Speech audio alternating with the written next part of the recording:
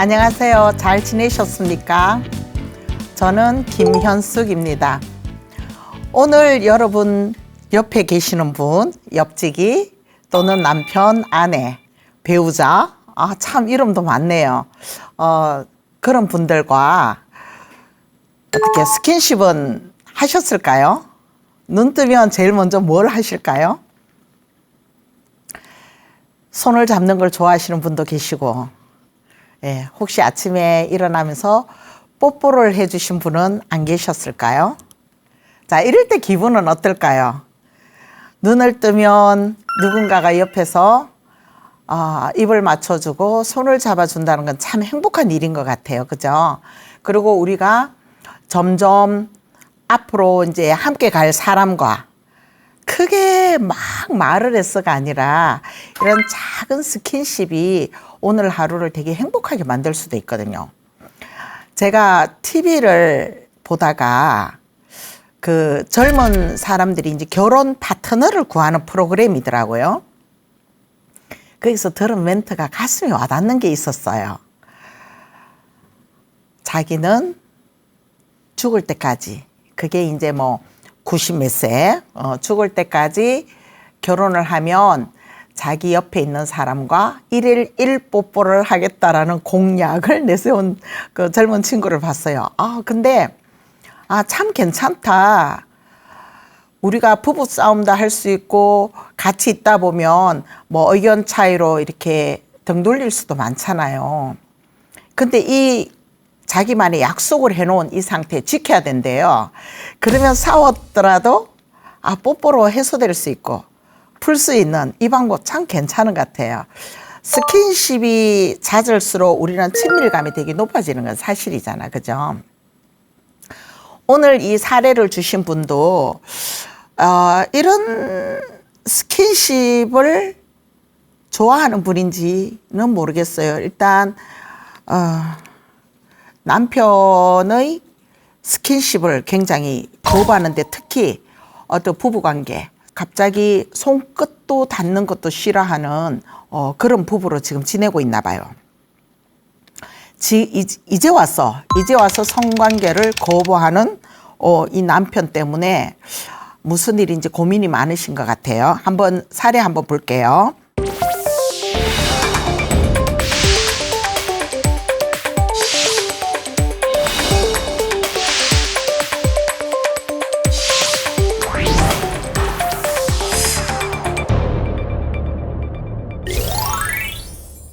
우리 부부는 그냥 평범하게 살아왔습니다. 젊었을 때는 각자 자기 일을 성실하게 수행하며 큰 문제 없이 지금까지 잘 살아오고 있습니다. 대부분의 부부들은 그렇죠. 뭐 특별하게 뭐 열정적이고 뭐 이런 분도 계시지만 대개는 그냥 평범한 게 가장 또 비범한 게 아닐까요? 문제 없이. 그죠? 그렇게 평범하게 살면서 아들, 딸을 낳고 지금은 이제 다 결혼하고 독립해서 나가고 이제 부부만 남은 거예요. 자, 이 남편은 우리 사례를 주신 분보다 2살이 적은 연하의 남자랑 남편이랑 같이 사는데 아직 이제 남편은 아직 직장 생활을 계속 하고 계시고 본인은 명퇴를 했대요. 조금 일찍, 그러니까 정년하기 전에 조금 일찍 명퇴를 해서 그냥 건강 관리도 하고 취미 생활도 하고 뭐 주변에 사람들도 만나면서 살아가는 현재로서는 전업주부로 살고 있는 63세 분이세요. 여자분이세요. 자, 별 문제가 없었던 우리 부부 사이에 이상기류가 흐르고 있습니다. 근데 그 이상기류라는 것이 진짜 아주 대단할까요? 자, 이전에는 부부 관계도 최소한 일주일에 한 번씩은 했던 것 같았는데 요즘 남편이 이상해졌어요. 그러니까 신혼 때라 해도 막 격렬하고 막 진짜 같이 잘 때 너무 행복하고 이런 이런 거는 또 그닥 없었지만 그래도 그냥 재밌게 하루하루를 보냈던 일상을 보내다가 그래도 50대까지 적어도 뭐 일주일에 한 번씩은 그냥 의무사항인지 좋은 상황인지 어쨌거나 부부관계를 잊지 않고 꼭꼭 하던 부부였대요. 자, 그나마 일주일에 한 번 정도 성생활을 했는데 최근 들어서는 신체 접촉조차도 거부하면서 손끝도 못 대게 합니다. 아, 갑자기 이런 일이 또 있을 수 있을까요? 50세를 넘기고 서로 갱년기를 맞으면서 부부 관계가 뜸하기는 했으나 나이 들고 체력이 약해져서 그런가 보다 했죠. 우리가 사실 갱년기가 여자만 겪는 건 아니고 남자도 갱년기를 경험하시잖아요. 그러다 보면 갱년기와 또 사회적 어떤 직장 생활에서 퇴임을 해야 되는 시기에 오면 여러 가지가 다 고립되는 이런 부분들도 생기시거든요. 그래서 만사 귀찮고 뭐 이런 경우, 그런데다가 우리가 또 신체적인 기능도 저하가 되는 이런 상황에서 싫어할 수도 있죠. 싫어한다기보다는 내 몸이 따라주지 않아서 하고 싶어도 잘 못하는 이런 경우의 수가 생기기는 해요. 자, 근데 아내분도 이거를 이해를 하는 거죠. 아, 나도 갱년기를 경험했을 때 되게 힘들었어. 그러니까 남편이 또 이러는 것도 충분히 이해가 되는 거죠. 그럴 수 있죠, 사실은. 근데 문제는 그냥 피곤해, 그냥 자자 이 정도가 아니라 손을 닿으면 이렇게 소스라치게 놀랜다는 거죠. 소스라치게 놀래고 굉장히 막 이렇게 거부 반응이 좀 심한 상태래요. 그러니까 아내분이 얼마나 무안하고 뭐야? 내가 뭐 잘못했어? 뭐 이런 느낌을 받으실 수 있잖아요. 근데 그게 하루 이틀이 아니고 번번이 그렇게 하니까 이제는 걱정이 들어오시는 거예요. 아, 이게 뭐지? 뭐 이런 거겠죠.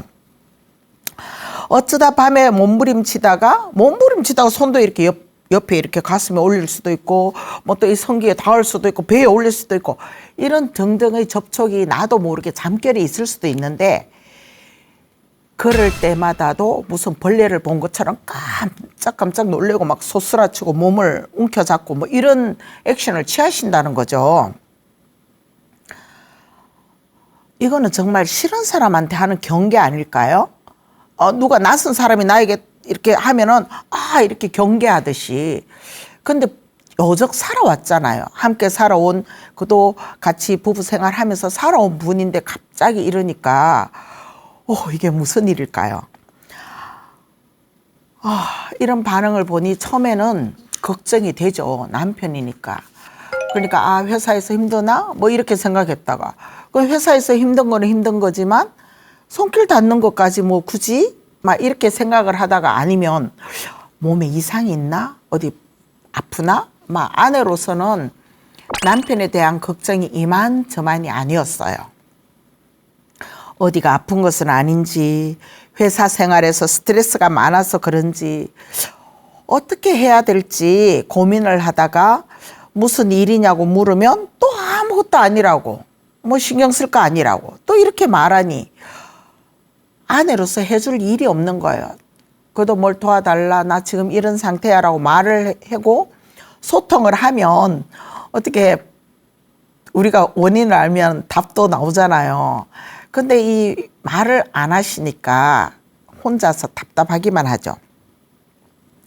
그러니 이 소스라치게 놀래는 이 신체 접촉을 이렇게 강하게 경계할 때는 처음에는 병인가 스트레스인가 했다가 나중에는 의심을 하게 돼요.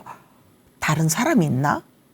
그래서 내가 접촉하는 걸 꺼려하나? 막 이런 이제 의심도 막 하게 되었죠. 그러지 않을까요? 그죠? 그러면서 이제 다그치게도 되고 막 그러다 보니까 마음도 자꾸 멀어져 가는 거고, 이 이제 싸움으로 다그친다는 것은 사실 입다툼이 되잖아요. 감정 이해해 주기보다는 말을 안 하니까 완전 불통인 상태로 지내다 보니까 마음이 이제 멀어지게 되는 거죠. 그런데다가 스킨십도 없잖아요. 못하게 하죠. 그러니까 몸과 마음이 막 멀어져 가는 느낌? 그렇다고 내 남편이 싫은 사람도 아니고, 그렇다고 남편이 나를 미워하는 것도 아닌 것 같고, 이 애매모호한 상황 도대체 뭘까? 늘 고민이 이제 그렇게 들었던 상황이에요. 젊었을 때도 뭐 부부관계를 자주 가지고 그리고 즐거워한다든가 뭐 오르가즘을 막 느껴서 행복하다, 이 감정은 크게 없었답니다. 신혼 때는 사실 우리가 눈길만 손길만 닿아도 밥상머리 밀어내고 쭉 밀어내고, 네, 한바탕 같이 또 있다가 뭐 출근할 수도, 또는 뭐 이런 경우들이 있는데, 이 부분은 이제 그런 경우의 수는 없이 그냥 아주 담백하고 무덤덤한 부부관계. 그렇다고 싫어서는 아니고 이런 거 있잖아요. 그러니까 한결같은 부부의 모습으로 지낸 거죠. 이제 와서 도대체 왜 거부하냐고, 무슨 일이냐고, 내 손길을 왜 피하냐고, 내 손이 뭐가 이상이 있어? 그거 아니잖아요.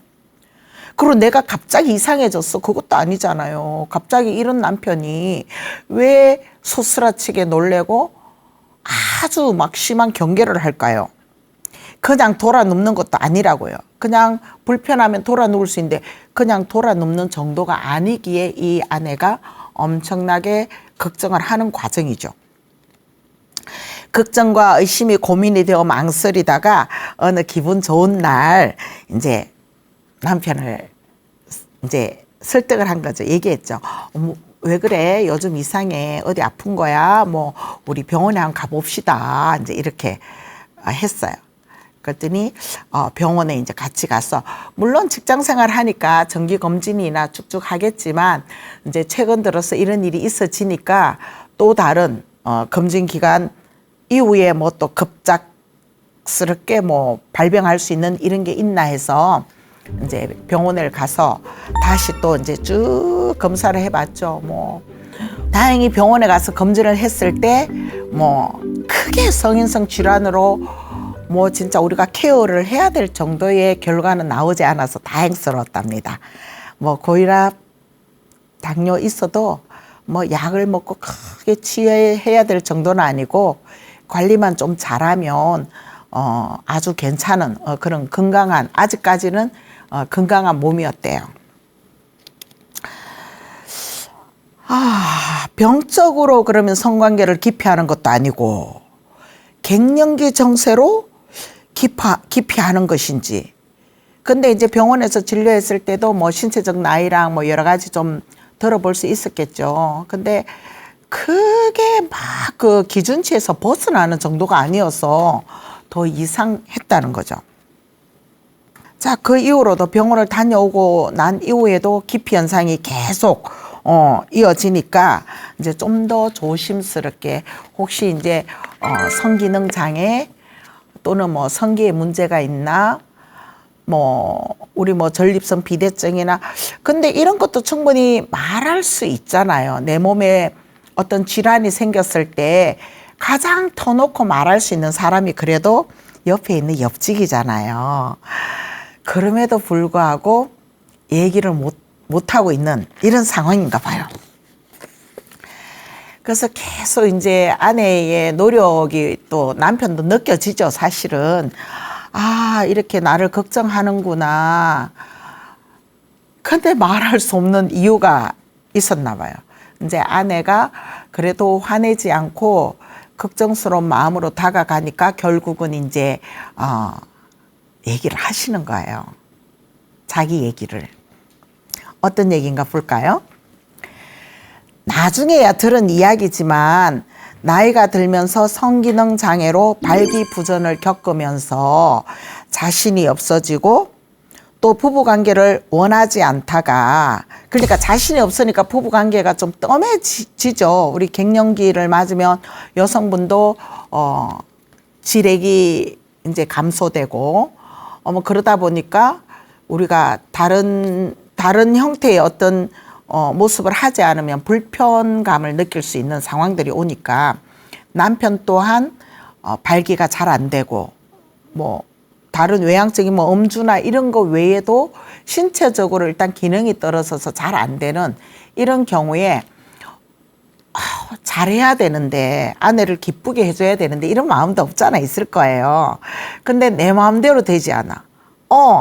잘하고 싶은데 잘 안 돼. 근데 이게 또 시민성 요인이 되는 거예요. 잘해야 되는데 라는 심리적으로 계속 그 부담을 안고 있으니까 어쩌면 또 더 잘 안 되는 경우 있고, 물론 이럴 때 또 아내가 왜 이렇게 못해? 뭐 잘 안 돼? 이런 소리를 했다면 아마 더 기가 죽을 거예요. 근데 이 아내분은 또 그럴 정도로 그랬잖아요. 늘 담백하고 덤덤하니 그런 식으로 대해줬기 때문에 그런 심리적인 아내로부터 받는 스트레스, 그러니까 부부 생활에 스트레스는 없는 것 같은데 스스로가 생각했을 때 잘해야 되는데 안 되지? 뭐 이제 이런 거를 많이 고민을 하셨던가 봐요. 근데 그 고민을 혼자만 하는 게 아니라 또 이제 친구나 동료들을 만나다 보니 우린 여자들만 수다 떠는 줄 알았거든요. 근데 이렇게 식사 끝나고 남자분들도 나름의 고민이나 그런 것들을 동료나 또는 우리 동성에게, 그러니까 아내에게도 잘 못한 얘기를 그냥 툭툭 던져놓는 경우도 있나 봐요. 이제 그렇게 나이가 들면 다 공통 사안이니까 나 요새 잘 안 돼. 어떻게 해야 돼? 뭐 이런 얘기들을 나누다 보니 그 주변에서 이런 방법이 있어. 이거 좋아.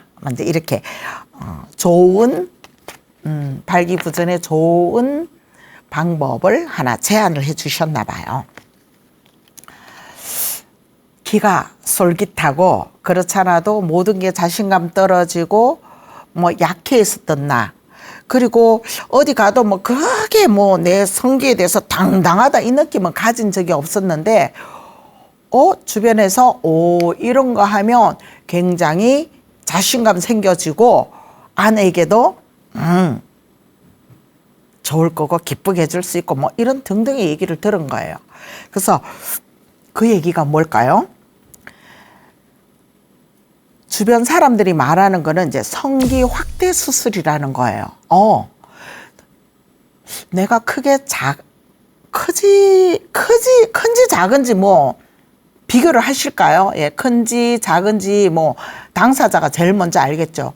근데 대부분은 표준치를 다 가지고 있고 이 성기의 크기에 따라서 상대방을 더 기쁘게 해준다, 뭐 만족감을 더 준다, 이건 아니거든요. 기본 우리가 보통 뭐 성기 크기가 있는데 크다고 다 잘하는 거 아니고 또 좀 작다고 못하는 거 아닌데도 불구하고 남자들끼리는 그 성기 크기가 또 어깨에 힘을 뽕뽕 주는 어떤 그런 거가 있다네요.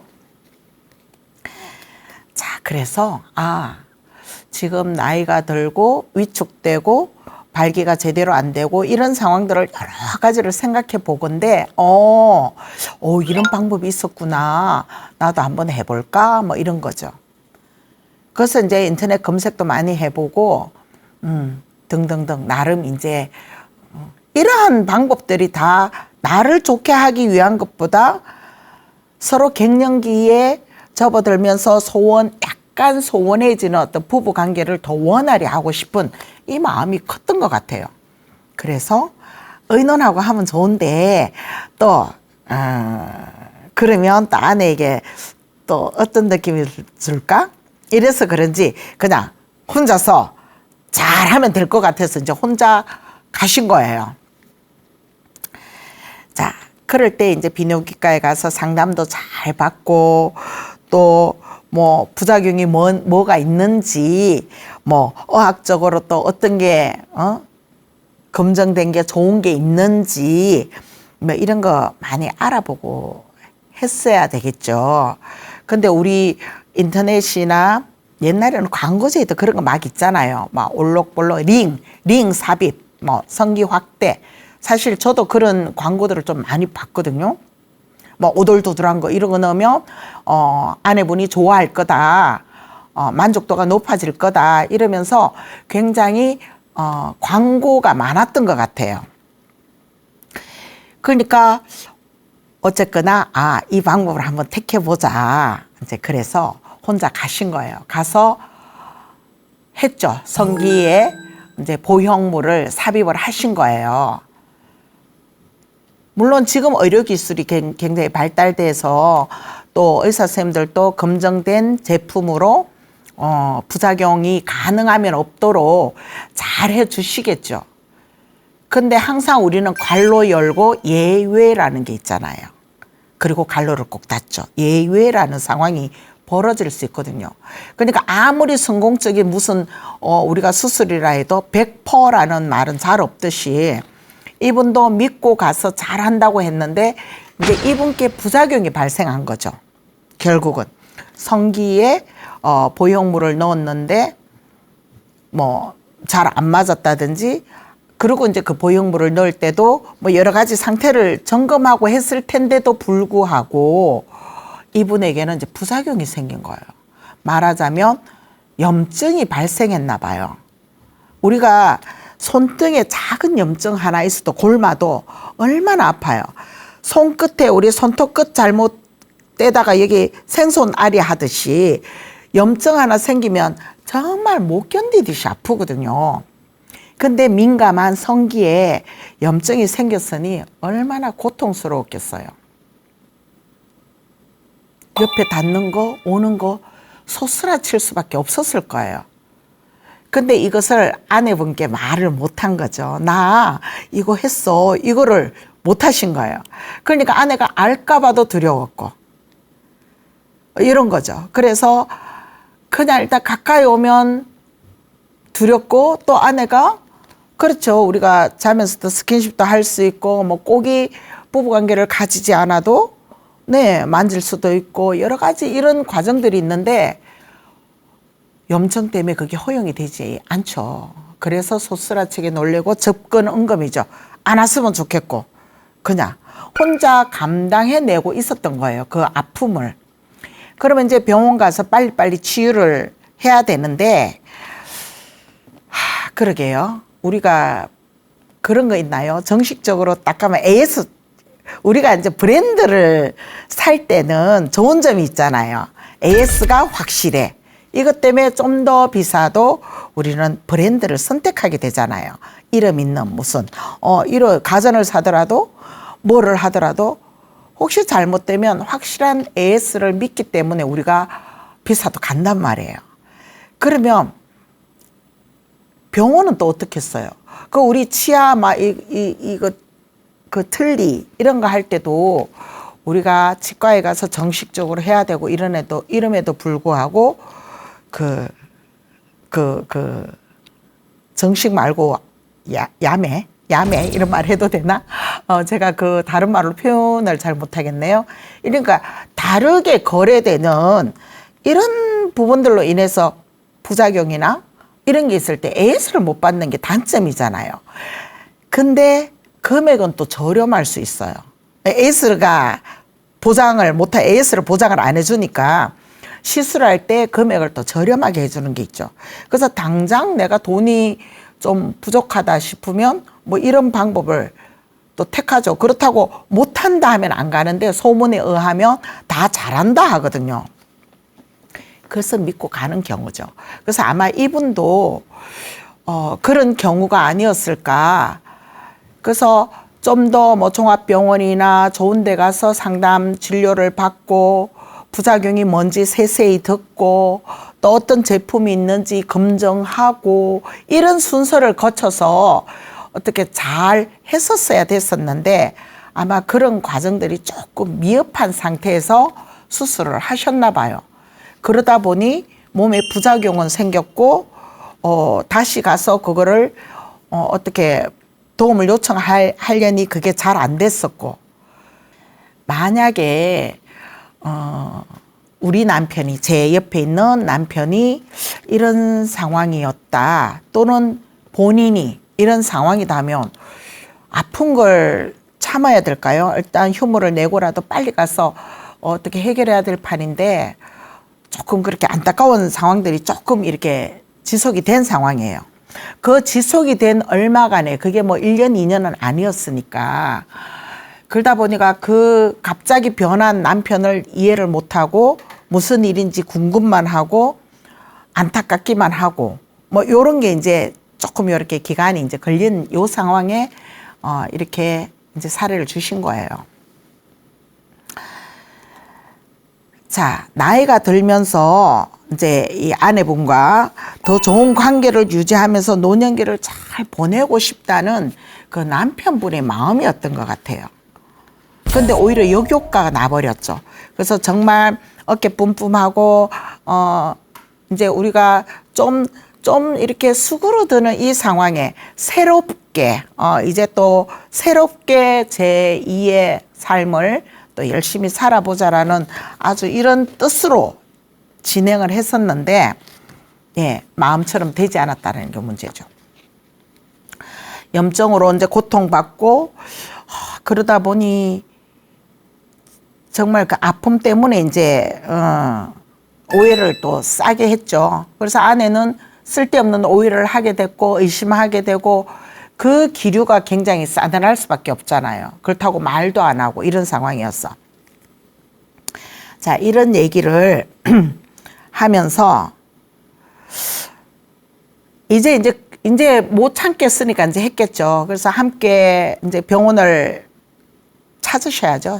이제 찾으셔서 이제 확실하게 뭐 또 아내분이 사실 그전에도 뭐 거기에 대해서 크게 뭐 남편에게 요구한 적도 없음에도 불구하고 남편 혼자서 이제 생각했던 거에 마음을 좀 위로해주고 나를 위해서 그러려나 보다 하고 위로도 좀 해주고 이런 과정들이 좀 필요할 것 같아요.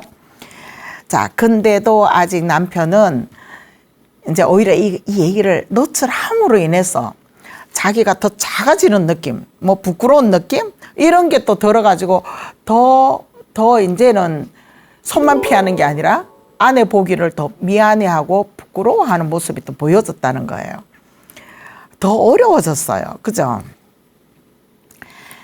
자, 근데 이 아내분은 이제 쓰담쓰담 위로 이제 많이 해주려고 애쓰죠.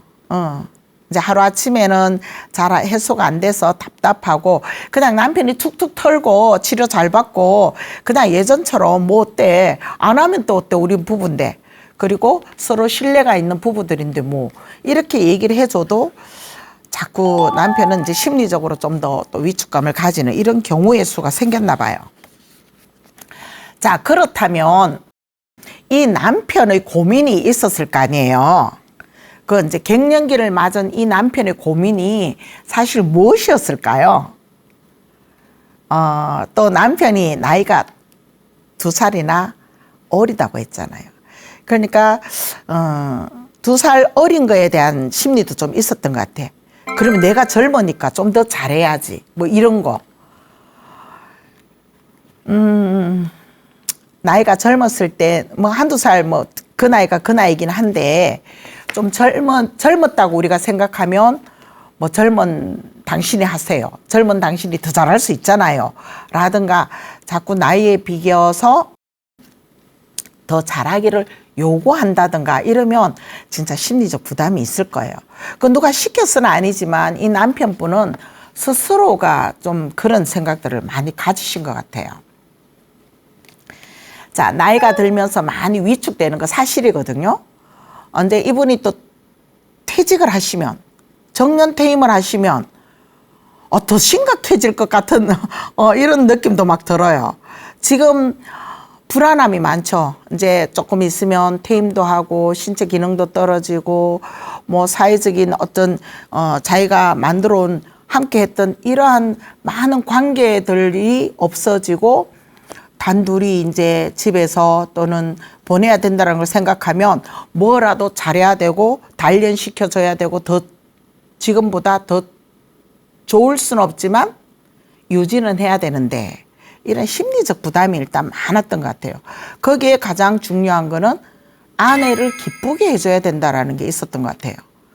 그러니까 이때까지 기쁘게 안 해준 건 아닌데 그 주변 사람들 이렇게 얘기 들으니까 와, 그 보형물 넣고 성기 성형 뭐 이런 걸 하면 아내가 정말 기뻐해라는 이런 얘기들. 그래서 만족도가 높아. 그리고 자기도 굉장히 뭐 어깨 힘이 들어가 좋아. 남성성 드러내고 막 이런 얘기들을 이제 가끔씩 듣다 보니 해야 되겠다 이런 마음이죠. 그 마음의 저변에는 아내를 행복하게 해줘야 되겠다는 마음이 많이 깔려 있는 것 같아요. 신체적 변화로 자신이 없어지는 모습을 아내에게 보이고 싶지 않았다라는 거죠. 근데 우리 부부는 모든 걸 다 이렇게 내어놓을 수 있잖아요. 그죠? 내어놓고 고민이 있으면 털어놓고 그게 부부죠. 근데 이런 거를 다른 데 가서 의논해요? 다른 사람에게 고민을 털어놔요? 그것보다 가장 옆에서 평생을 같이 살아온 분이니까 가장 많이 이해를 해 주시잖아요. 그래서 옆에 분께 말하는 게 가장 좋은 방법이었던 것 같은데. 이런 고민들, 당신은 행복해? 나 요즘 갱년기 맞아서 이렇게 발기가 잘 안 돼서 자기가 행복해 하지 않을까봐 걱정돼. 어때? 이렇게 얘기를 하면 또 안에 대답이 있을 거잖아요. 괜찮아. 뭐 내가 더 잘할게 라든가 등등의 소통을 통해서 더욱더 부부관계를 원만히 더 좋게 할 수도 있었는데 말이죠. 그죠? 혼자 고민한 게 그래요. 좀 안타까워요. 그러면 이제 이럴 때 아내 입장은 뭘까요? 나 뭐지? 왜 나한테 얘기하지 않아? 또 이렇게 생각할 수도 있잖아요. 뭐 다르게 생각해 본다면. 아니 나한테 얘기 안 하고 내가 뭐라 그랬어? 내가 뭐 잘해달라고 요구했어? 또 이렇게 얘기할 수 있잖아요. 그죠? 그래서 충분히 부부간에 우리가 정서적인 교류도 충분히 나눠야 되지만 이런 성적인 문제를 좀 자유롭게 내어놓고 또 서로 좋은 방법이 있으면 찾아가는 거 되게 좋지 않을까요? 부끄러운 게 아니잖아요. 그리고 우리는 합법적으로 충분히 같이 함께 할 수 있는 관계이기 때문에 자유스럽게 얘기할 수 있잖아요. 어떻게 해주면 좋을까? 뭐 어떤 방법을 원해? 뭐 아니면 우리 함께 찾아볼까? 뭐 등등의 이런 대화로 꼭이 그런 부부관계 외에라도 지금 서로 힘든 관계에서 뭐 충분한 애무 좋잖아요. 그런 관계를 이끌어냈었어야 되는데 너무 사랑하다 보니 자기의 이런 모습까지도 아내에게 보이고 싶지 않은 이런 게 좀 자리 잡고 있었던 것 같아요. 그러면 이제 우리가 보통 음경 확대 수술, 뭐 보형물 삽입, 뭐 또 음경을 성기 성형 뭐 이런 것들의 얘기들이 많잖아요. 그리고 이런 것들은 누가 할까요? 젊은 사람들이 할까요? 혈기왕성한 젊은 사람들이 더 혈기가 왕왕하게 하기 위해서 뭐 할까요? 사실 이제 음경 확대술이라는 게 음경이 적은 사람이 사실 있잖아요. 사람마다 모양도 다르고 크기도 다르고 굵기도 다르고 그 크기와 굵기가 문제는 아니지만 그걸로 인해서 내 배우자, 옆에 계시는 분, 이런 분들이 행복해 하지 않는다면, 그게 굉장히 영향력을 미친다면, 이제 이런 방법이 있으니까 해도 참 좋은 거는 맞아요. 그죠? 근데 이제 남성들은 사실 남성성이라는 게 있어요. 그걸 막 어떻게 드러내 보이는 외관상도 있겠지만, 사우나나 뭐 이런 데 갔을 때 헐깃헐깃 보면서 이렇게 평가. 사실 우리 이런 거 안 했으면 좋겠거든요. 내 몸은 그냥 소중해요. 어떻게 어떤 모습으로 어떤 뭐 키가 어떻든지 내 몸이 사이즈가 어떻든지 그냥 나에게 성실히 충실히 대하면 되는데 자꾸 옆과 비교하니까 문제가 생기는 거죠. 오 저렇게 커야 돼? 뭐 이런 식으로 자꾸 비교하는 문화 때문에 우리는 남성들도 더 당당해진다고 생각해서 이런 보형물을 넣고 성기수술을 한다라는 거죠. 이 확대수술을 한다는 거죠. 그러니까 아주 작아서 진짜 왜 뭐 부부관계가 안 이루어질 때 이럴 때는 의술을 받아서 도움을 받아서 또 관계를 원활히 해야 되는 거 이건 또 진짜 해야 되겠죠. 자, 근데 이제 이 엄경 확대술이 사실 굉장히 다양한 방법으로 시행이 되잖아요. 근데 이런 부분은 전문적인 부분이라서 뭐 비뇨기과 선생님이시나 또는 뭐 성형외과 선생님 뭐 이렇게 전문가께서 더 많이 아시는데 저는 이제 이 상황에서 조금 빌어서 그냥 전해드리지 실질적으로 상담을 한다든가 진짜 고민이 생길 때는 전문가께 가서 여쭤보는 게 제일 좋겠죠.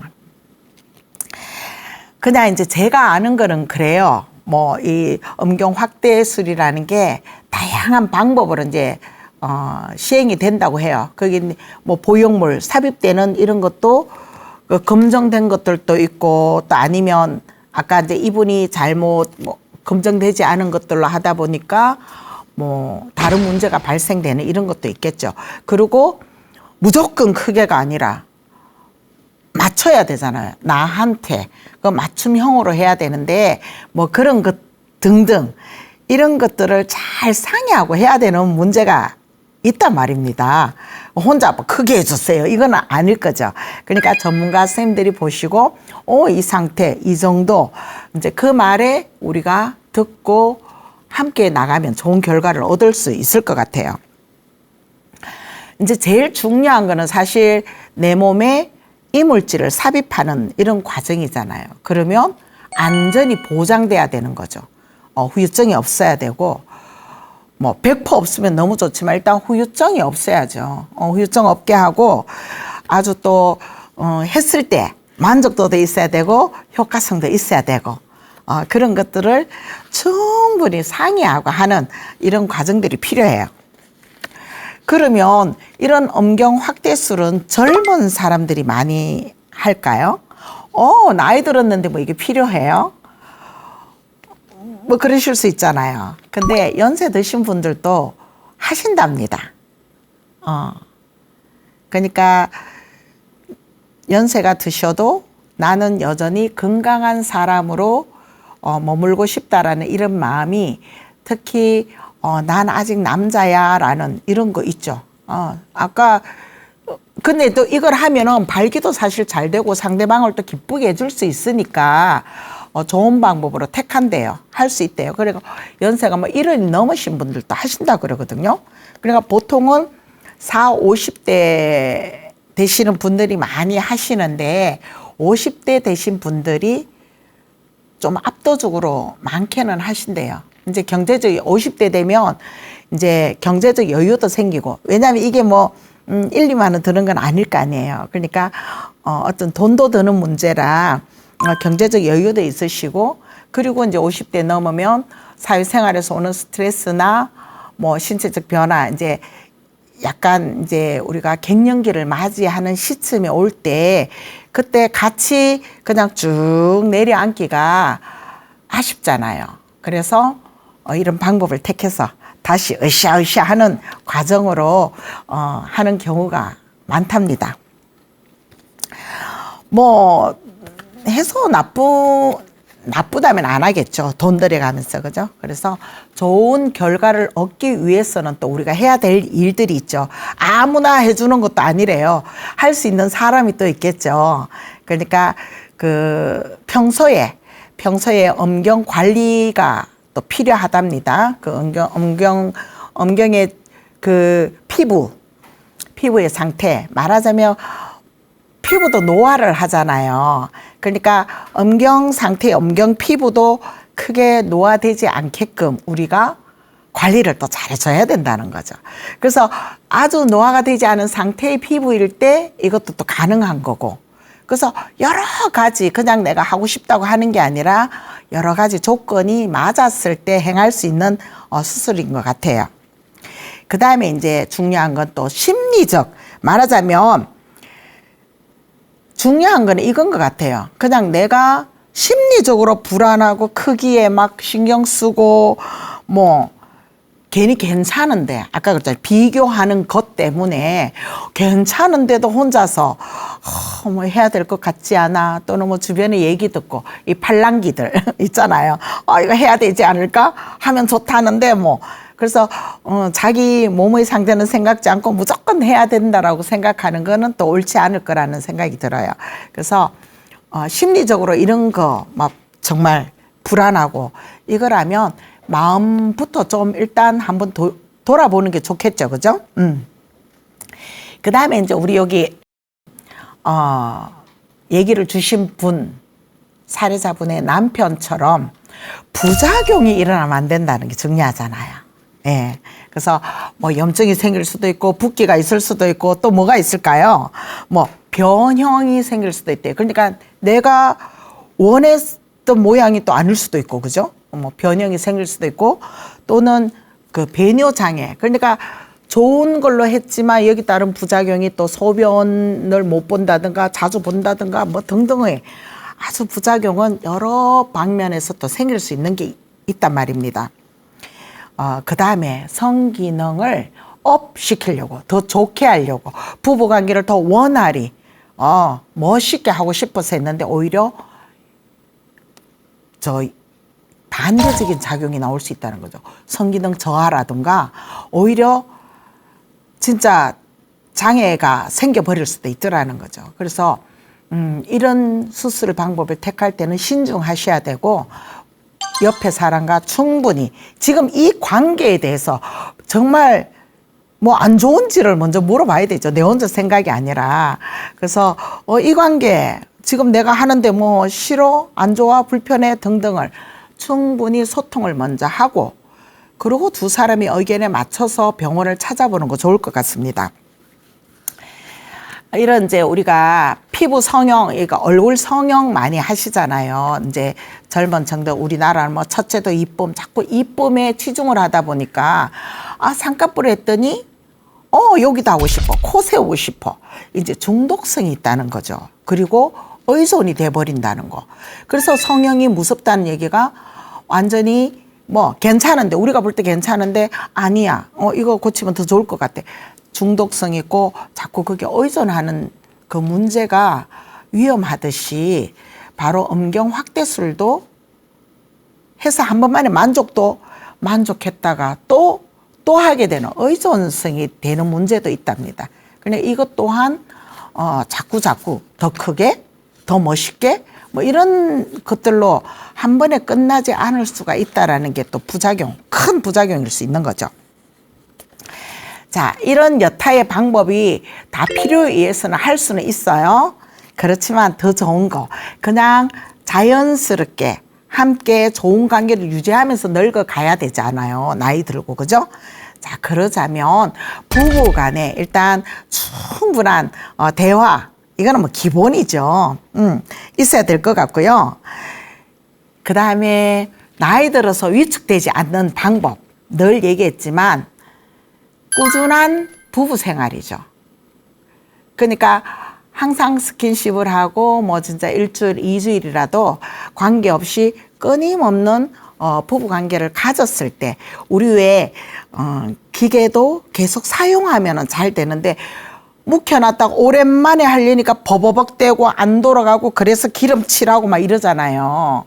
그래서 그런 일이 없도록 하려면 그냥 꾸준히 부부관계를 가져주면 참 좋은 방법이죠. 그게 제일 좋은 방법이죠.